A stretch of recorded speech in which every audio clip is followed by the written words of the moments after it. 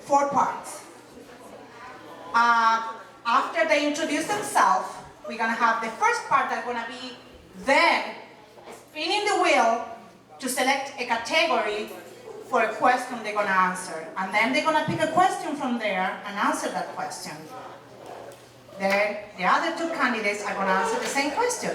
But they're also gonna have a chance to spin the wheel and pick a question. So you're gonna hear from all of them.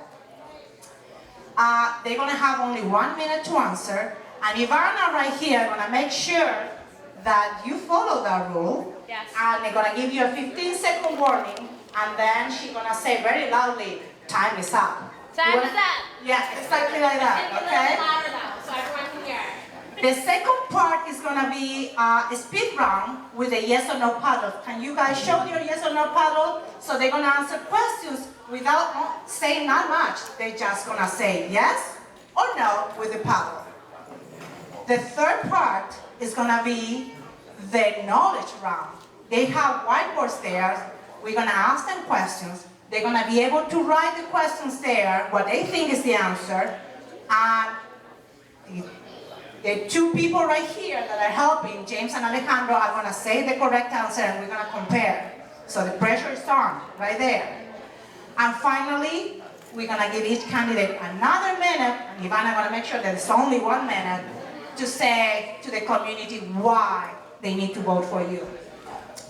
The most important thing is that you're here because at the end of the event, we're going to ask you that you fill this little paper that are on your table, letting us know who you think won this event.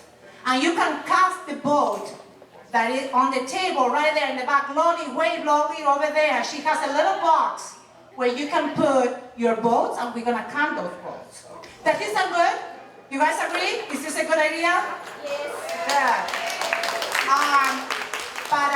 Before we start, I want to give each candidate an opportunity to introduce himself. Again, it's going to be 1 minute. And we're going to do it in alphabetical order. So we're going to start, if I do it correctly, with candidate Hong.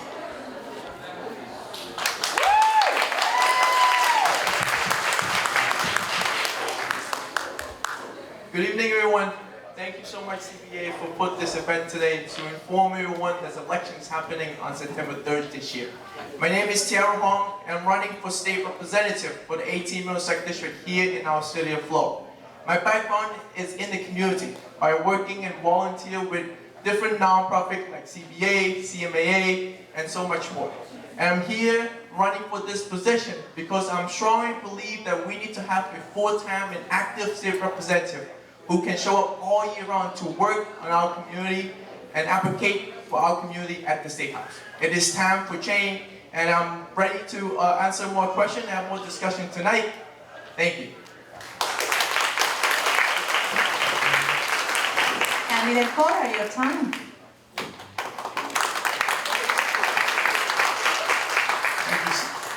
Thank you, Cecilia, and thank you, CBA, for putting on this event. My name is Andrew Kolar, and I am running for state representative of the 18th Middlesex District. I'm an architect.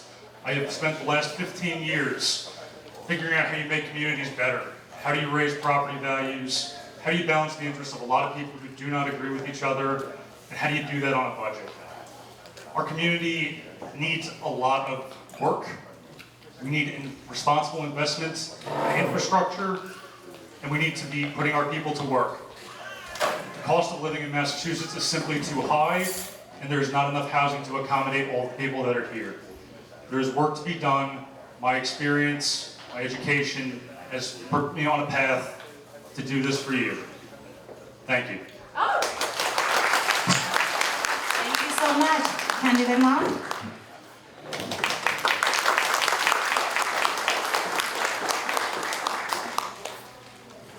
Thank you, Celia.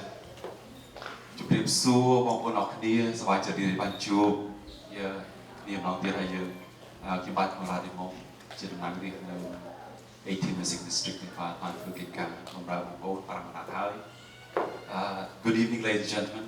Again, thank you, CBA, for putting this event together to let the voter know who is your state representative. Currently, I am State Representative Roddy Mom. I've been serving for 5 terms. It is a daunting task, but It is truly an honor serving the 18th Middlesex District. It takes support, it takes many efforts. It's not just one individual. I have plenty of groundwork behind me to make that possible. It took me 4 terms to get $170 million for the road bridge, which will be shoveled in the ground this next year, and that is due to support from Congress and Senator from the federal as well. That's what it takes, and I'm here to ask you. Time's up. Thank you. Well, thank you, everyone. After the introductions, as we say, we're going to start with the first part. And we're going to ask candidate Hong to spin the wheel to pick a category for his question.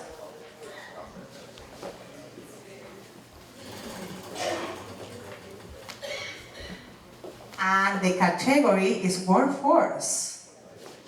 Ooh. Am I here? Thank you, sir.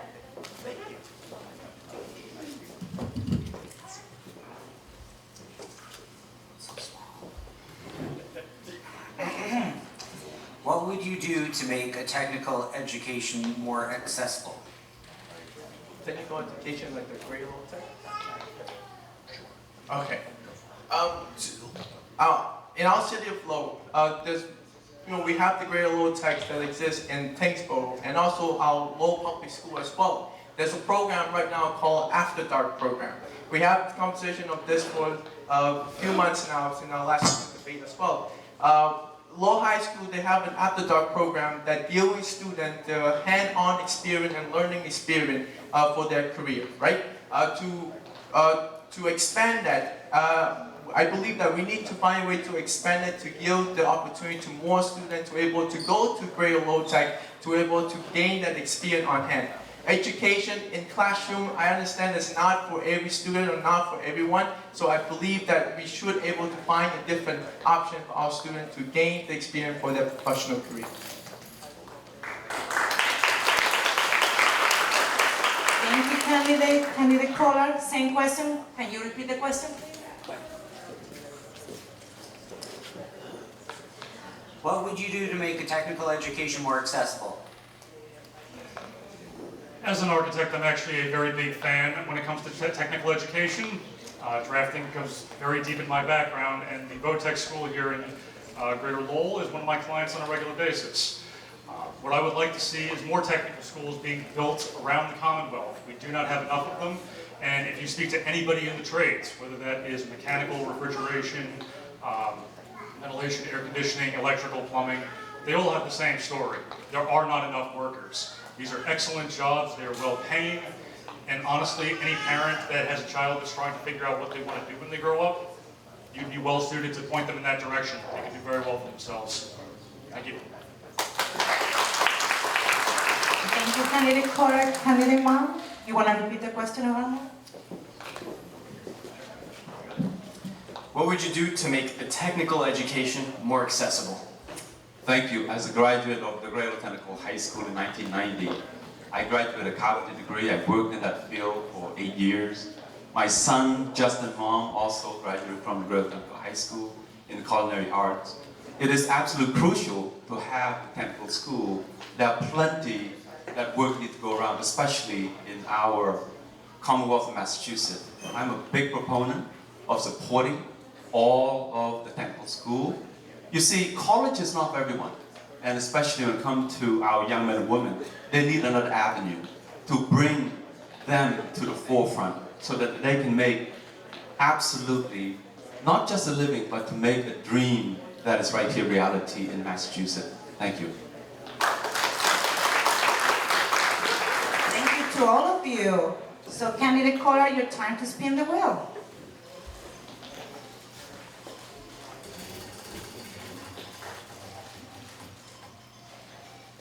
The category he selected is elections. Please choose one. Thank you, sir. Please go to the plate.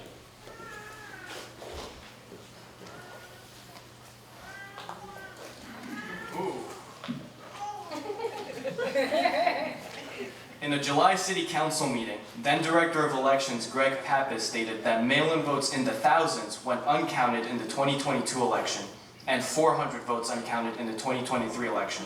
What can you do to facilitate or advocate for improved mail-in voting and processing for Lowell residents? It's a tricky question because I believe Mr. Pappas' replacement has suggested that those concerns are a little overblown and that our mail-in ballots are secure and being already processed properly. What can you do? I think we need to take a critical eye towards when mail-in ballots are due. In this case, for this election, mail-in ballot applications were as late as the 26th that you could request one. I think that's kind of crazy when the deadline to actually have the election is September 3rd. So to me, I think we need to take a critical eye towards the timing on it, especially when we have early voting as it is. So that will facilitate anybody that wants to get a vote in nice and early. Otherwise, what we can do right now is really encourage people to get your votes in early if you want to do it by mail-in ballot.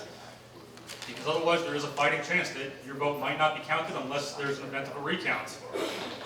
I'm not comfortable with my vote being counted in a recount. I like doing it in person personally. Thank you. Thank you so much, Candidate Ma'am. And can you repeat the question, please? In a July City Council meeting, then Director of Elections Greg Pappas stated that mail-in votes in the thousands went uncounted in the 2022 election and 400 in the 2023 election. What can you do to facilitate, advocate for improved mail-in voting and processing for Lowell residents? I think voting is so crucial for a Director of Election Commission to state something like that. I think we really need to make sure that it is clear. Again, I don't know the actual, so therefore we got to make sure we know the actual before we state something like that. So this is crucial for the job as the Commissioner of Election to make sure that's what their job is entailed. So if that is not happening, that's not right for the citizen who spend their time, out of their time, to go to do the job, which is to exercise their right to vote for the candidate. Thank you so much, Candidate Ma'am. Candidate Hong, same question.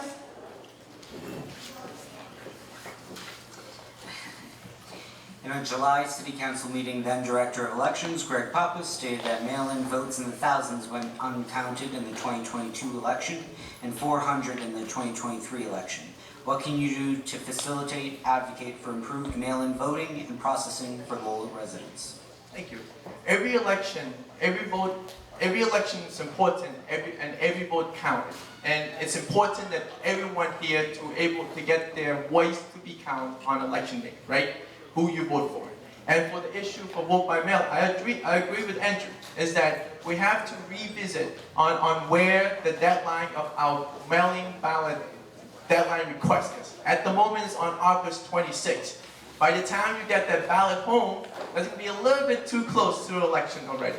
So as a state representative, representing the 18 Middlesex District, I will advocate to move or find a better way to make that deadline to be far away up. So that way to allow people to request the ballot to get to their house and also able to cast their vote in early before the deadline ends on the election day. Thank you. Thank you so much. Now, Candidate Ma'am, it's your turn to turn the wheel, to spin the wheel. I've got my dress and a white here. And the category he selected is DEI.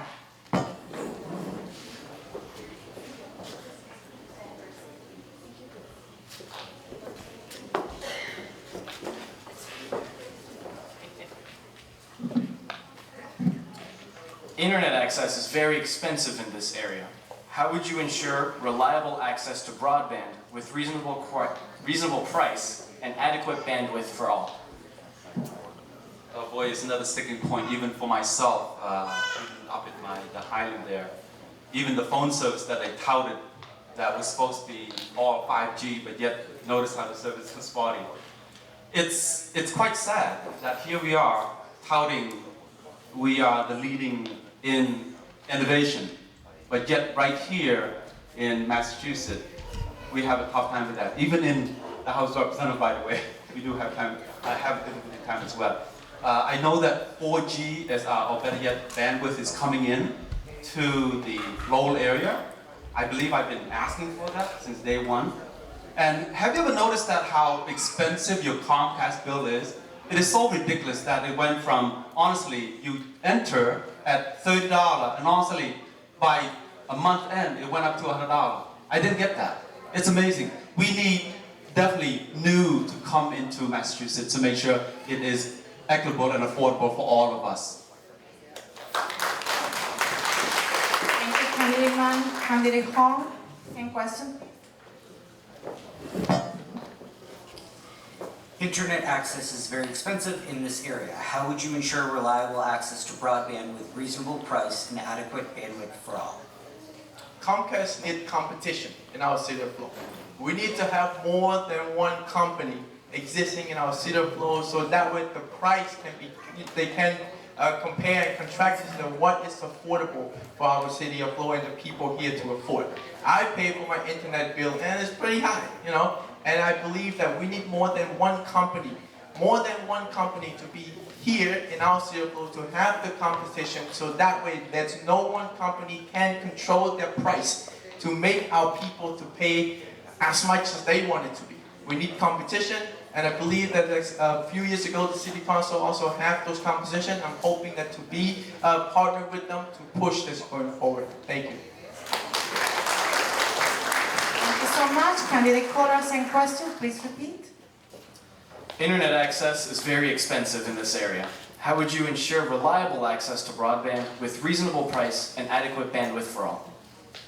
First, I'd like to make a quick clarification from the past two candidates. There is a second internet provider in the area, and I'm extremely happy to say that after years of not having Verizon Fios in Lowell, they have started making inroads again, because I was very happy to move off of Comcast for the first time since I was a college student in 2004. So yeah, we have Verizon Fios for the last few months, and we are paying less. In terms of how do you bring broadband access to the greater community at an affordable rate, honestly, the state's going to have to do some negotiating with the actual utility providers to find an equitable way of providing that. That's going to take some effort, and it's going to have to work with the right committees at the State House to do that. Thank you. Thank you so much, and thank you for sticking to the time. I think you did it really well, right, Ivana? Yeah, I'm really excited about this. Excellent. So we're gonna move to the second part of this, which is the yes and no questions. So each candidate have a paddle with a yes and no, and they're gonna hear the questions, and they're gonna be able only to answer yes or no using the paddles. No more, not any comments, not any explanation. Thank you. Okay, question one. In the 2024 fiscal year, Massachusetts spent over $584 million to shelter migrant families and other unhoused people, including payment for use of the UMass Lowell Inn and Conference Center. If elected, would you support continuing funding and facilitating to shelter unhoused and migrant families?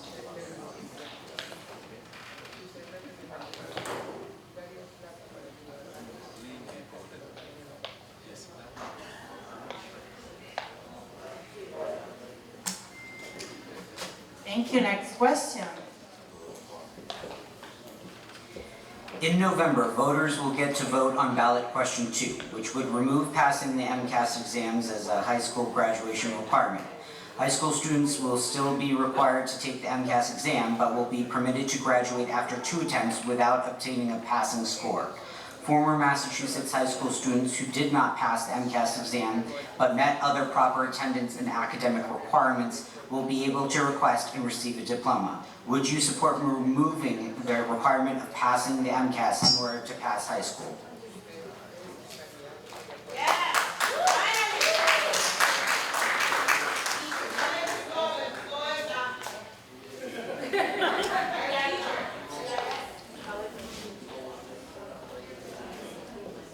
Can we see the paddles one more time? Thank you so much. Next question. In 2024, the Attorney General agreed a legal settlement with Uber and Lyft, in which drivers will be paid a minimum of $32.50 per driving hour and earn sick pay, but can still be treated as independent contractors. In November, voters will get to vote on ballot question 3, which would enable drivers for ride-sharing apps to unionize and collectively bargain with ride-share companies for work conditions. Do you support enabling ride-share app drivers to unionize and collectively bargain?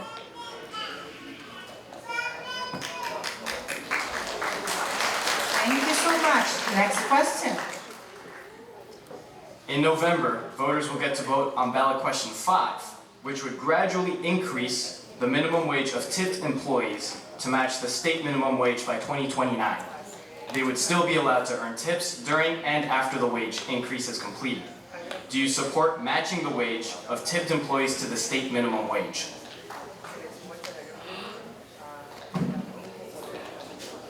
Thank you so much. Excellent. So we are moving really well on this. I think we're going to be able to do more questions from the wheel. But before that, please get ready with your whiteboards. We're going to ask you questions.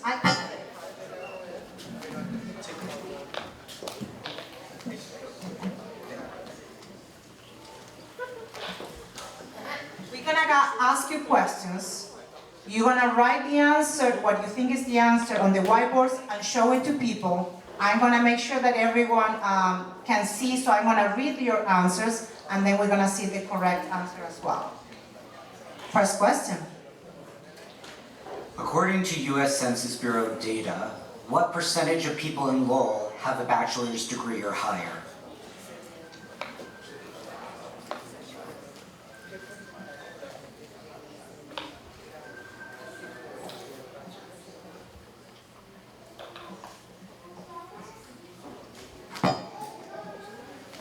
So we have 60%, 55%, and I'm not sure. What is the right answer? The correct answer is 28.3%. 28.3%. Excellent. Are we ready for the second question? Second question then. What was the 4-year graduation rate of Lowell High School in 2023? Repeat the question. What was the 4-year graduation rate of Lowell High School in 2023?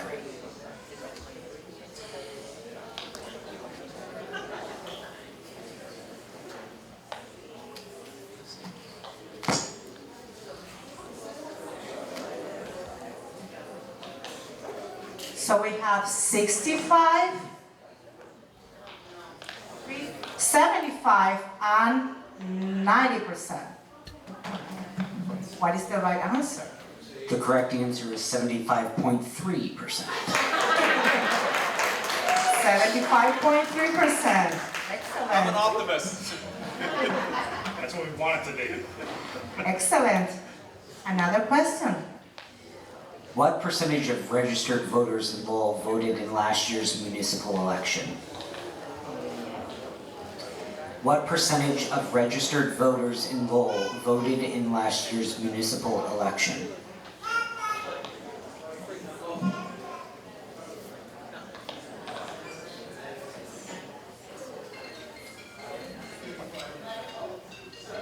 So we have 7.8%, 9%, and 8.5%. What is the correct answer? The correct answer is 10%. People, that means that we all need to go and vote. 10% is too low. Please vote. Vote in September. Vote in November. Please vote. Next question. In April, the state began moving 68 migrant families from Bedford into Lowell's Inn and Conference Center, according to GBH. Prior to this move, how many migrant families had been residing at the ICC? Can you repeat the question one more time? In April, Massachusetts started moving 68 migrant families from Bedford into Lowell's Inn and Conference Center, according to GBH. Prior to this, how many migrant families had been residing at the ICC?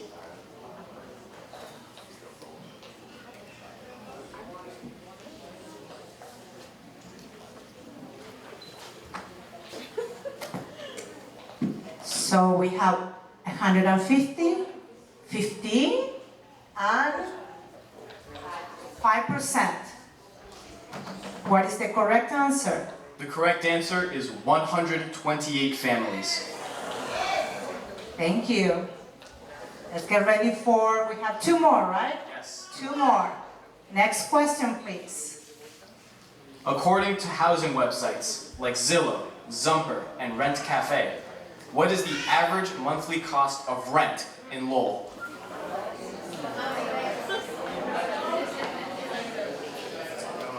Just in general, of all rented properties in Lowell.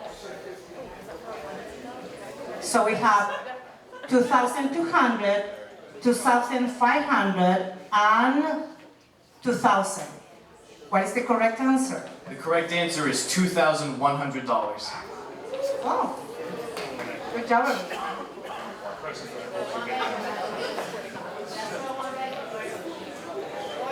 The last question.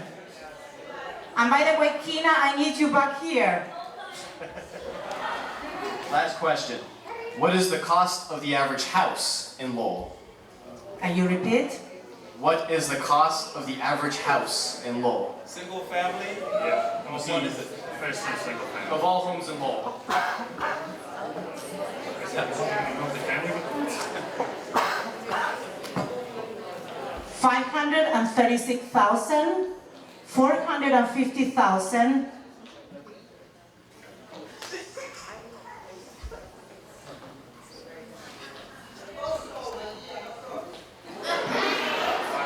and 560,000. What is the correct answer? The correct answer is between $468,000 and $472,000. Thank you so much. Can we give them a round of applause? That was really good. Thank you so much.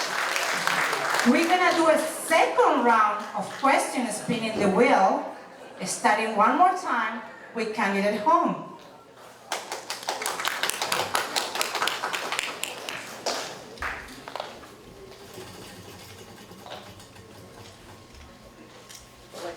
And the category he selected is, again, elections.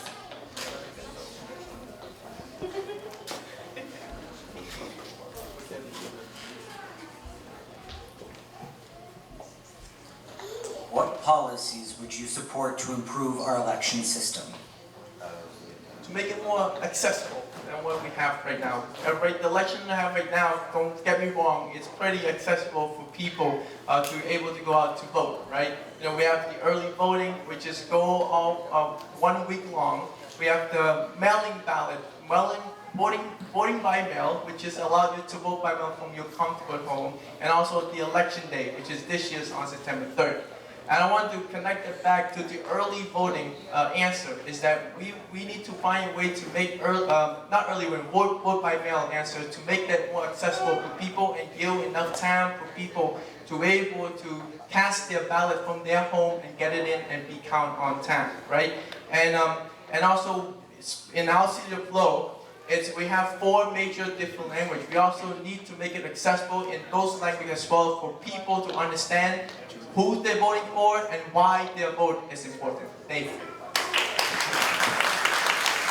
Thank you, candidate home. Candidate caller, same question. Please repeat the question. What policies would you support to improve our election system?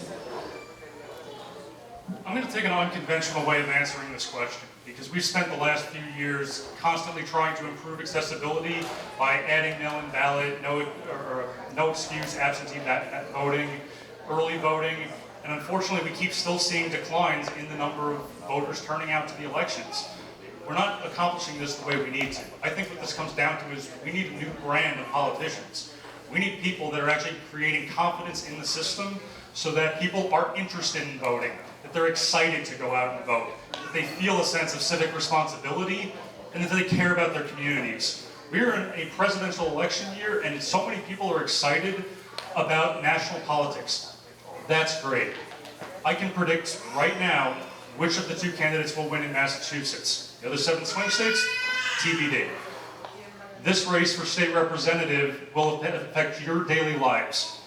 People on Beacon Hill are making decisions that affect the people in the Commonwealth every single day, and we need people excited. Thank you. Thank you, candidate caller, candidate ma'am, please repeat the question. What policies would you support to improve our election system?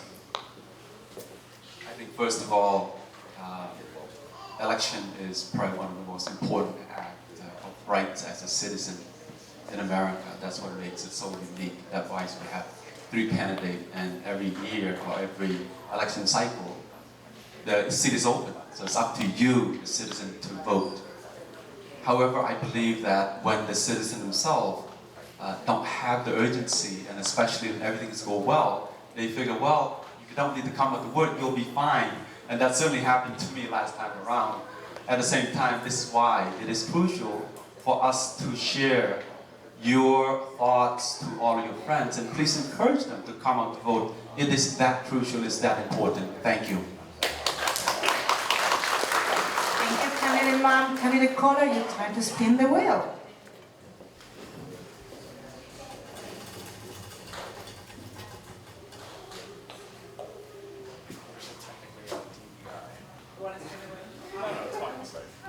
The category is DEI.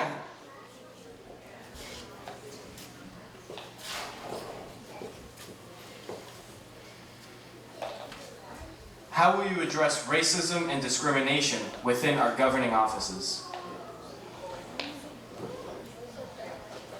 I think America has been on a long course for trying to deal with addressing systemic racism in government and really throughout our society. What it really comes down to is having people step forward and identify where the shortcomings are happening. I can't specifically point to and say, this is what doesn't work. In my own profession, architecture historically has had major issues when it came to things like redlining. And over time, we recognized that these were deficiencies, and we moved away from that as rightfully we should have. Similarly, I know banking infrastructure has tried to do the same thing and is still making headway there. When it comes to government, I don't have a prescriptive answer to say, this is how you solve racism. It's a complex issue that runs very deep, and all you can do with that is get people in the room talking, explaining what is working and what isn't working, and work together to try to find a better way. Thank you. Thank you, candidate caller, candidate ma'am, same question. Please repeat the question. How will you address racism and discrimination within our governing offices? Well, I know that there's no legislation to put so that people can quote unquote love one another. But it is crucial for us to realize that in 2024, as human beings, we're at the peak of evolution. I think it's time that we talk positively and share positively toward one another. And obviously, when it comes to racism, it's actually taught. And that's what so is interesting about this one. Imagine that you're actually taught to hate someone, or better yet, to love someone. That's how it's not should be. We should definitely look at where we are in the presence of one another. And this is what's so unique about the ability to open and connect to each other's neighbor. And that's what is needed. Thank you. Thank you so much, candidate Hong. Same question. Please repeat the question. How will you address racism and discrimination within our governing offices? Racism is real. I'm glad that a few years ago that our city council declared that racism is a public health crisis. And one of the presidents who part of the movement, I'm proud that is accomplishing. To address the answer to this question is that we have to force our government to make the system fair. To not hire their friend and family or anybody that they know. They should hire people who qualify for the position. Because people that have their resume, they qualify for position, that person should get that job, not their friend and family. That's what we need to do. That's what we need to do here in our city of Flow. And that's called transparency. Also, that we need to keep our government accountable and get the job done for our people here in our city of Flow. Thank you. Thank you so much. Candidate ma'am, do you want to spin the wheel? I got my step in today.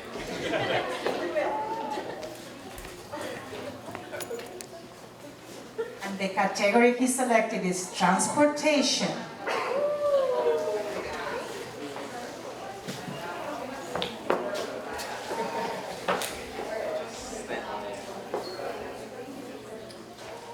How do you plan to fix Lowell's crumbling roads and temporary bridges? Well, yes, that part of my committee is also transportation as well. And this is why I've been fighting since day one for the road bridge. It needed so much, and this is why I continue to bring back the funding for our great city of Lowell. As you can see, roads are being repaired right now, and obviously in a regular basis, I certainly meet plenty of people, including myself. There are plenty of potholes that need not, shall we say, not repaired yet. It is a daunting task. We have winter, and I know that's not a far cry from every other town and city, but we certainly need more funding and also, of course, more of the workers to come down to work as well. Thank you. Thank you so much. Candidate Hong, same question, please repeat. How do you plan to fix Lowell's crumbling roads and temporary bridges? To fix the problem that we face right now, there's a bunch of pothole and road being bad condition, we have to look into how our state is spending our money and how can we allocate those funds into infrastructure in each district that are in our Commonwealth of Massachusetts, right? And so I want to point one thing that, you know, you're gonna heard a lot of Mr. Mom mentioned the road bridge. The road bridge money, it came from President Biden's infrastructure bill. Congressman Lauren Johan fought that to bring it back to our community. And also, it's a group effort. It's not just one person to get this job done. And to continue doing that, we have to build a stronger partner with different representatives, senators across the Commonwealth, and partners that we have here as well to advocate for those funds to bring out the district. Thank you. Thank you so much. Candidate caller. How do you plan to fix Lowell's crumbling roads and temporary bridges? This is a twofold problem. The American Society of Civil Engineers publishes a report card every 5 years for every state in the country. And in Massachusetts, 70% or more of our roads are rated in fair or poor condition. Our bridges aren't doing that much better. That's a C-. Not exactly a grade I've ever been comfortable getting in academia. The way you address this is twofold. One, you need to bring in additional funding for the district so that you can coordinate with the Department of Public Works, the city manager's office, figure out how you get the money here to actually pay for the work to get done. Historically, those numbers used to be a lot higher across the nation. That's why we built the interstate system. It's not the present situation. The second part of it is workforce training. If you don't have the people and the labor force to actually create those roads and fix them the right way, it's not going to get done, and you're going to keep redoing it and keep wasting money. We need to do better. Thank you. Thank you so much. We're going to do another round of questions. Candidate Hong, your time to spin the wheel.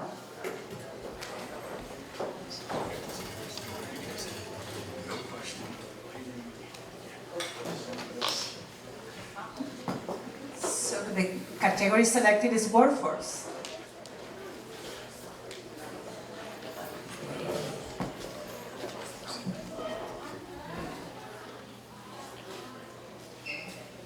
Would you support increasing the minimum wage to livable wage? And if so, what should be the minimum wage in Massachusetts? I do support that based on, we have to increase our minimum wage based on, you know, our economy where it is. So right now there's a movement to advocate to raise our minimum to $20 an hour, which we have right now is only $15 an hour.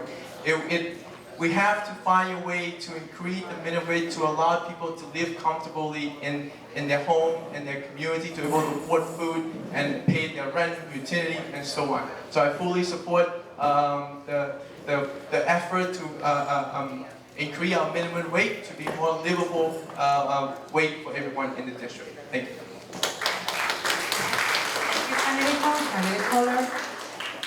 Would you support increasing the minimum wage to livable wage? And if so, what should be the minimum wage in Massachusetts? I'm not going to prescribe what the minimum wage is supposed to be in Massachusetts. My personal feeling is that this is something that needs to be set at the federal level if it's going to exist at all. My preference would be that states would define what the minimum wage should be. However, you have to recognize somebody living on Martha's Vineyard is not going to need the same livable income as somebody that's living in downtown Boston, as somebody living in Burlington, as Lowell, as Worcester, as West Adams on the other side of the state. In my profession, we encounter this all the time. The cost of construction in Western Massachusetts is nowhere near what it is in Eastern Massachusetts. As such, you have entirely different triggers for when accessibility requirements need to be created. There's a real disparity across the states, and prescribing a single number to fix that isn't going to solve the problem. Thank you. Thank you, Candidate Kohler. Candidate Mom? Would you support increasing the minimum wage to livable wage? And if so, what should be the minimum wage in Massachusetts? I'm gonna agree with Andrew. He hit the nail on the head. It's not just making the minimum wage. It's how do we bring jobs. And in connecting to all of this, it is the ability to connect and bring job Draper finally to enter the city of Lowell. Again, this is a 3.5 year in the making, connecting with City Manager Tom Golden and also Chancellor Julie Chen. They dropped $600 million of their own private money. Combined project, it will bring 2,000 high-paying jobs right here in our great city. And that's happening literally as we're speaking right now. The total project is $3.7 billion, which is one of the biggest economic boom in the entire city of Lowell since the Mill City inception. So it takes a lot of work. Thank you so much. Candidate Kohler, you want to spin the wheel?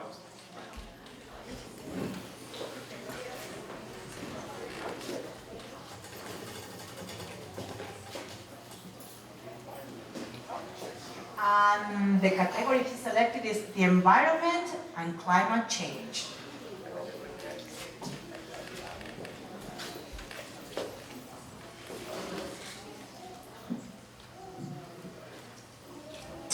How can Massachusetts meet its climate goals in a manner that is affordable for working people? It's actually a very difficult thing to do. We are currently living in the era of deep energy retrofits. So when people are trying to do additions on their homes or build new homes, the energy requirements are substantially higher than what they were just 2 years ago. From an environmental perspective, this is a great thing to be doing. From a pragmatic perspective, it's actually incredibly difficult because the cost of construction is so high, a lot of people can't even do it. We really need to be encouraging programs like Mass Saves to help make these feasible for working class people. And we need to be looking critically at how we bring in renewable energy. Things like the EV charging is important, but it doesn't fit one size fits all. And when you try to make something one size fits all, it stops being economical. So we need to be responsibly investing in our future when it comes to the environment, and I think we need a better eye toward it right now. Thank you. Thank you so much. Candidate Mom? How can Massachusetts meet its climate goals in a manner that is affordable for working people? I literally just got a text yesterday from one of the manager who is in the connection with all of the diesel fuel. And the letter stated that we have to change it right away. Matter of fact, I actually had to go to Boston today just to get more answer for him. And unfortunately, there's still more to do with this one. The sad truth is that we are absolutely in the consumption of electricity every which way, and yet to the rate of they're shutting down literally businesses just in our city of Lowell alone, which many citizens don't know this. One of the company owned like $150,000 in electricity bill, so of course they're going to shut them down. And Plenty Home also, literally, they don't have the funding to pay. They owe anywhere from $3,000 to $5,000 for their electricity bill. That is very, very sad. And I'm dealing with that right now. Time's up. Thank you, Candidate Mom. Candidate Hong? How can Massachusetts meet its climate goals in a manner that is affordable for working people? Thank you. From the state side, I agree with Andrew is that we have to work to expand our Mass Save program to allow people to able to be affordable, to be able to own solar or green, renewable energy and help improve our state to be green as well. There's a lot of program out there that we have to look at and find a way to allocate those funds for the right reason, and Mass Safe is one of it. I also know that City of Lowell have a department that focus on this area, on how promoting those Mass Safe program in the city, and that's what I plan to do when I get elected, is continue the partnership and advocate for the right fund to get the job done. Thank you. Thank you so much. And last spin of the night. Candidate Mom, do you want to spin the wheel?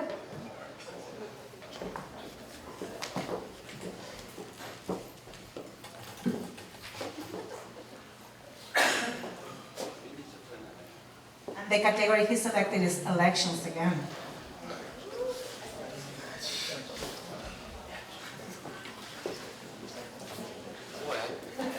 There's a microphone on my table. How can we increase voter turnout in Lowell, and why do you think people don't vote? Well, that certainly is going back to what the original question was, isn't it? It is the ability to get all of the people excited and how important your voice, your vote really does count. One vote can certainly win. So I think it is more of this excitement, such as CBA put an event like this, and also friends telling friends that they do need to come out and vote. It is certainly take the entire village. In our situation is the entire city of Lowell to come out and participate. We need to get the word out more and understand why your vote really is that important. Thank you. Thank you, Candidate Mom. Candidate Hong?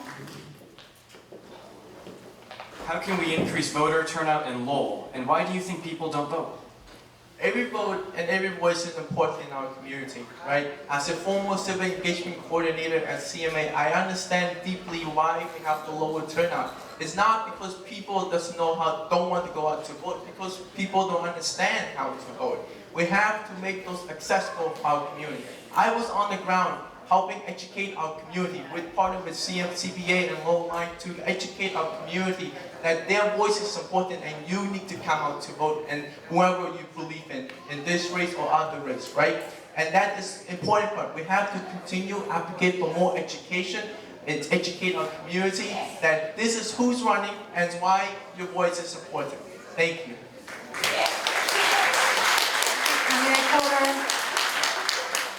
How can we increase voter turnout in Lowell, and why do you think people don't vote? People don't vote for a variety of reasons, many of which believe that the government isn't working for them.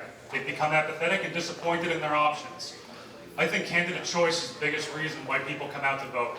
If you have a candidate that can give them faith and hope that something can actually get done, real meaningful change can happen over time, even if it's incremental. Somebody that has the qualifications and understanding of what the position that they're running for is, I think that's how you get people excited. It's candidates that don't take a single vote for granted. In my campaign, I'm proud to say that I have reached out to 300%. That is 3 times the number of people who cast a vote in 2022. Now, I am not satisfied with less than 10% attendance in this election. I'd like to see that over 20, and I'd be ecstatic if it was over 30. It can be done. We need you to come out to vote. Early voting is currently going. September 3rd is the primary. Please vote. Thank you so much. And I'm gonna break the rules because somehow, some way, we didn't fall on the audience questions. So I'm gonna ask Kina one question.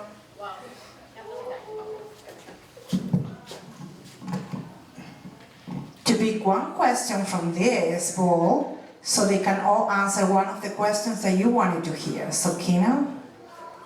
Pick a good one. No pressure. Okay, let's see.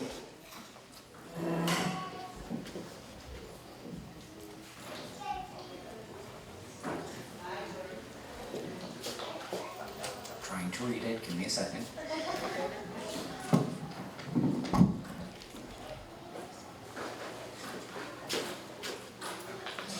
What is your proposal for market rate on affordable housing that will be satisfactory for owners and renters?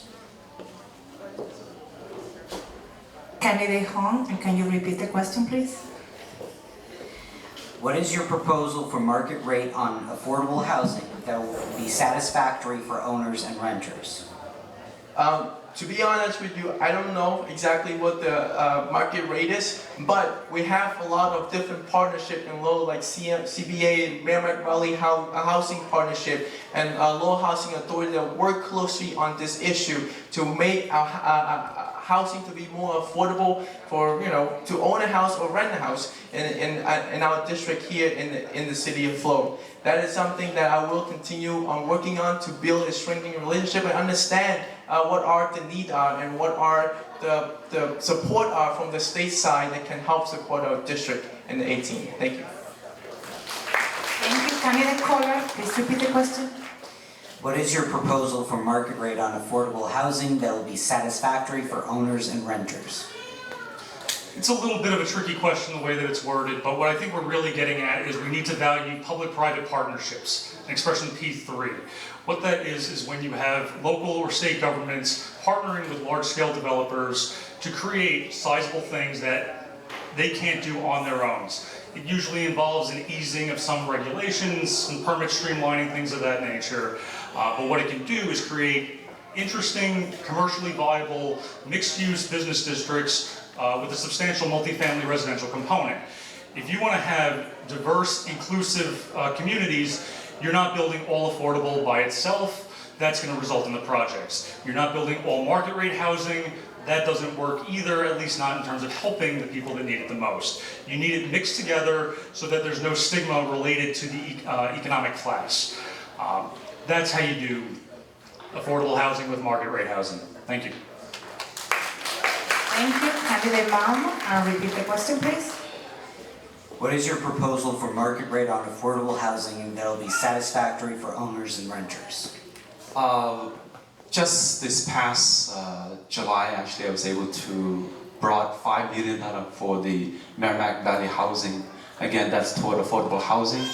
You see, and I'm right here with Andrew, you're absolutely correct, we need both, especially in the city of Lowell. So therefore, the 500 house unit that will also be built in the Lancet Mill and all those, that is what we call tax incentive, and also incentivize for builder that they can also have tax credit. Those are the key components to put all this together. It's a lot of work. It takes many moving parts, and thanks to General Credit Union, they actually finished already. Matter of fact, family are already started moving in. So it's a working process, but $5 million does help. Thank you. Thank you so much. I really want to thank all of you for coming here and talking to us. I'm going to give you 1 minute to each of you to tell the people, the community here, why they should vote for you. So, Tarahon, you want to start?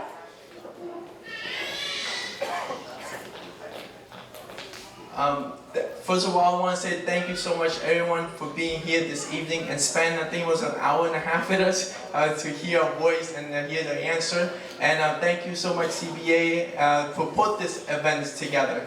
I'm running again this year to bring change and new voice and energy to our 18th Middlesex District. I believe that our district or our government itself need to have new idea and someone who will be honest and committed to do the work for our community. I'm running, my main priority is to build a better constituent service, which means that to be a full-time and active state representative in our community all year round, to show up, work for you, advocate for you at the State House, and show up in our events to understand what are the needs are for our people here and how can I bring that and work for you at the State House to improve the quality of life here in the city of Lowell. Thank you so much and have a wonderful night.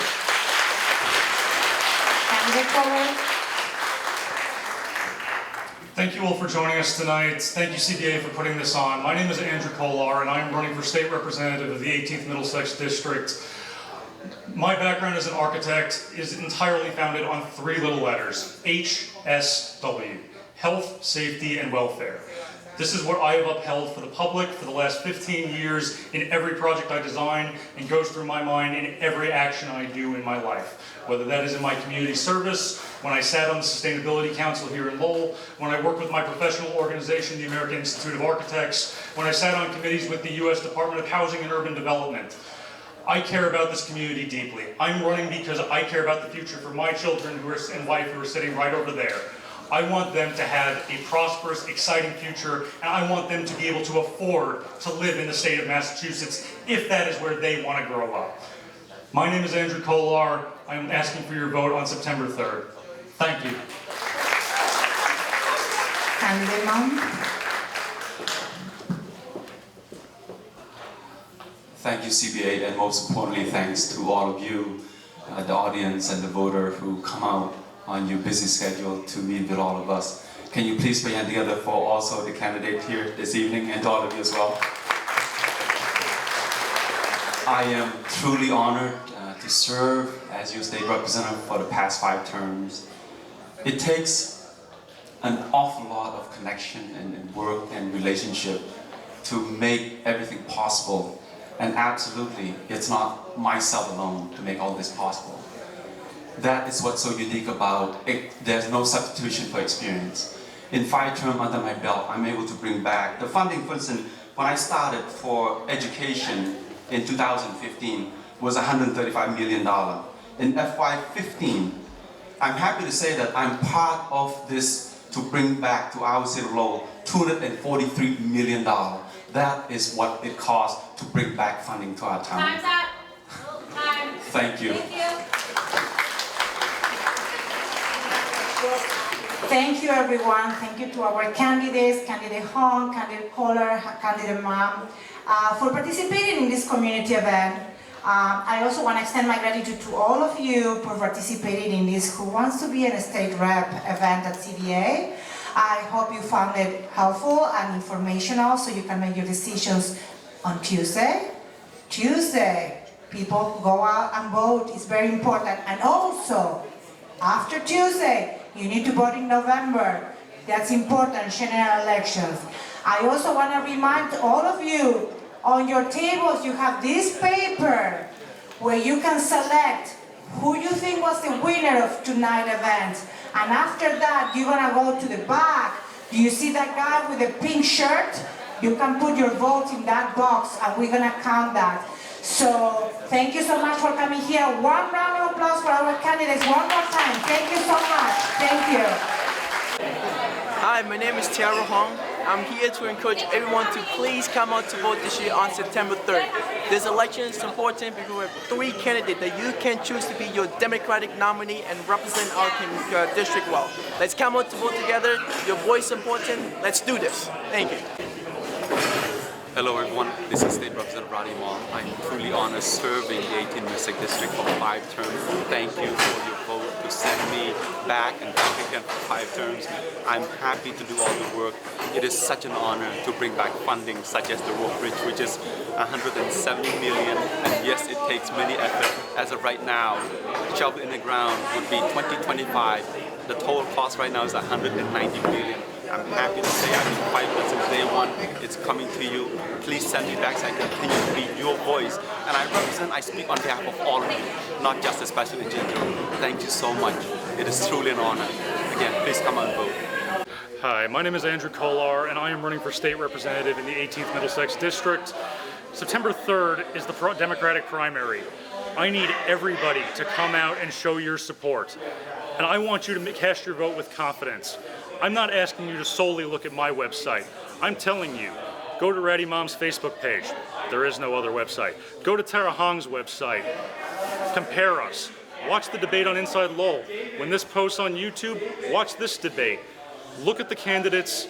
Compare what we can bring to this office. This is important. The national election, yeah, it's going to be great in November. We're all very excited. But the reality is, state representatives, local municipal officials, we're the ones that are going to be working for you every single day on the local level. We can make a profound change in your lives and do it for the better. My name is Andrew Kolar. Please come out to vote on September 3rd. Thank you.